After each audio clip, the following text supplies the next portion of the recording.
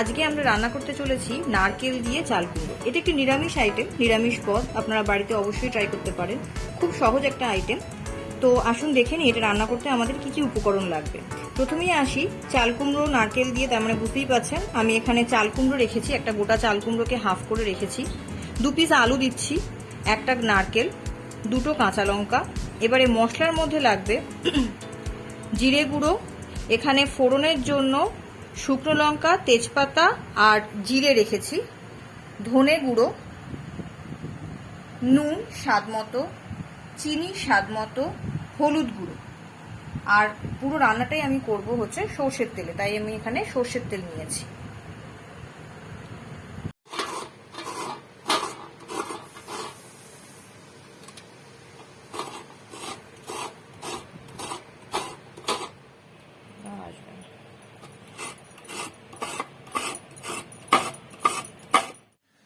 আচ্ছা, আমরা ফিরে এলাম।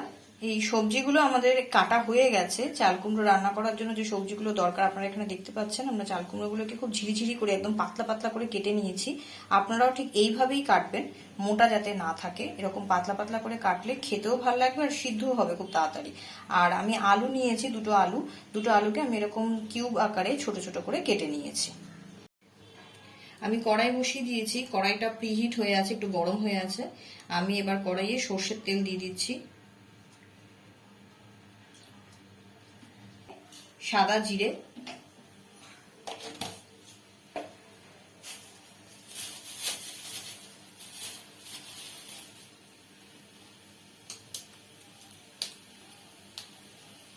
একটা মাঝারি সাইজের তেজপাতা 2 টুকরো করে দিয়ে দিলাম,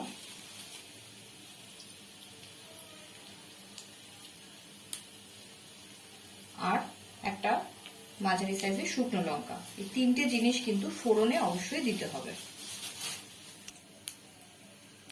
তেলটা গরম হয়ে গেছে, ফোড়নের মশলাগুলো গরম হয়ে গেছে। এবারে আমি আমার কাটা সবজিগুলো তেলে দিয়ে দিচ্ছি।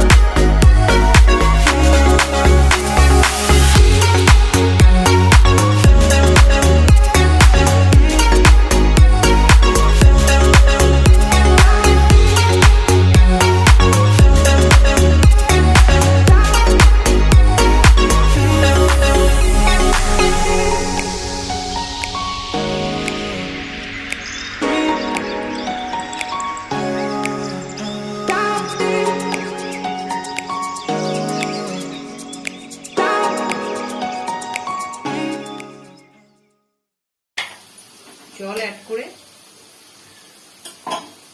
আমি একটা ঢাকনা চাপা দিয়ে আসছি, ফিরছি 5 মিনিট পরে।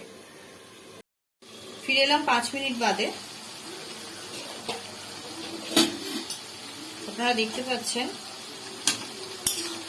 চাল কুমড়োটা ভালো রকমই সেদ্ধ হয়ে গেছে, আলুগুলো সেদ্ধ হয়ে গেছে।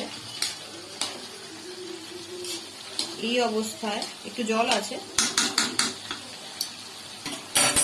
চিনি অ্যাড করছি। এটা একটু মিষ্টি মিষ্টি হয় রান্নাটা। আমি এখানে এখানে মোটামুটি 4 চামচ মতো চিনি লাগবে, এই চামচে দেখতে পাচ্ছেন।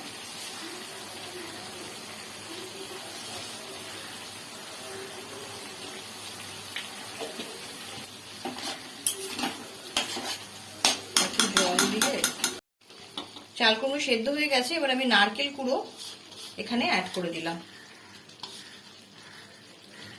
একটা গোটা নারকেলের হাফ মালা আমি কুড়িয়ে নিয়েছি, মাঝারি সাইজের নারকেলে ইউজ করেছি।